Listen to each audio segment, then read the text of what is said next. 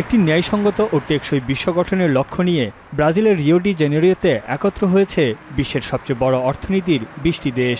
ব্রাজিলের president Lula দা silver আমন্ত্রণে ভারত, যুক্তরাষ্ট্র, যুক্তরাজ্য, চীন, কানাডার সরকার প্রধান অংশ নেন।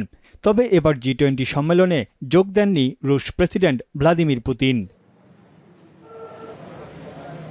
2 দিনের এই শীর্ষ সম্মেলনে 3টি বিষয়ের উপর জোর দিয়েছেন G20 নেতারা।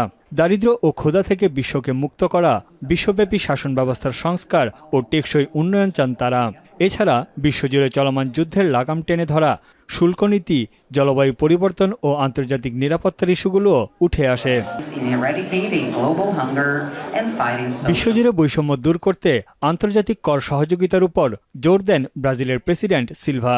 তার মতে অতি ধনী ব্যক্তিদের সম্পদের উপর কর আরোপ করে দারিদ্র্য ও বৈষম্য দূর করা সম্ভব। A globalização neoliberal fracassou. Em meio a crescentes turbulências, a comunidade internacional parece resignada a navegar sem rumo. বিশ্বের সবচেয়ে দরিদ্র দেশগুলোর জন্য বিশ্বব্যাংকের তহবিলে রেকর্ড $400 কোটি অনুদানের ঘোষণা দিয়েছেন মার্কিন প্রেসিডেন্ট জো বাইডেন। পাশাপাশি বিশ্বজুড়ে চলমান যুদ্ধে ইউক্রেন ও ইসরায়েলের প্রতি সমর্থন জানিয়ে যুক্তরাষ্ট্রের অবস্থান স্পষ্ট করেছেন তিনি। This is my last G20 summit. We've made progress together, but I urge you to keep going. I'm sure you will, regardless of my urging or not. This group has within its power to usher in a new era of sustainable development. এদিকে গাজায় যুদ্ধ বন্ধ ও জলবায়ু সংকট মোকাবিলায় তহবিল বাড়ানোর দাবিতে বিক্ষোভ করে শত শত মানুষ। নিরাপত্তা জোরদারে সেনা, সাজোয়া যান ও নৌবাহিনী মোতায়েন করেছে Brazil Sarkar. Como é que pode uma criança da idade dos meus filhos levar uma bomba na cabeça e o mundo achar que está tudo bem? E os líderes mundiais acharem que está tudo bem?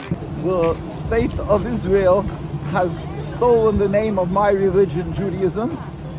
They are occupying, committing a genocide. Parte dessa crise exige um financiamento mais robusto.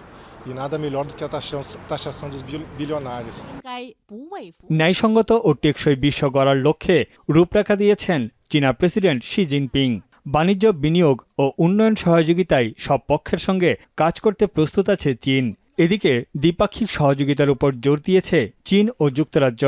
যুক্তরাজ্যের সঙ্গে বাণিজ্য, বিনিয়োগ, জ্বালানি, স্বাস্থ্যসেবা ক্ষেত্রে আরও সহযোগিতা বাড়ানোর কথা বলেন চীনা প্রেসিডেন্ট।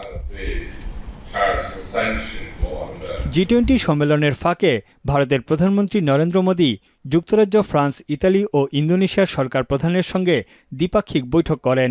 নতুন কৌশলগত অংশীদারিত্ব সহ শিক্ষা, প্রযুক্তি ও জলবায়ু পরিবর্তনের মতো ইস্যুগুলোতে পারস্পরিক সহযোগিতার কথা উঠে আসে।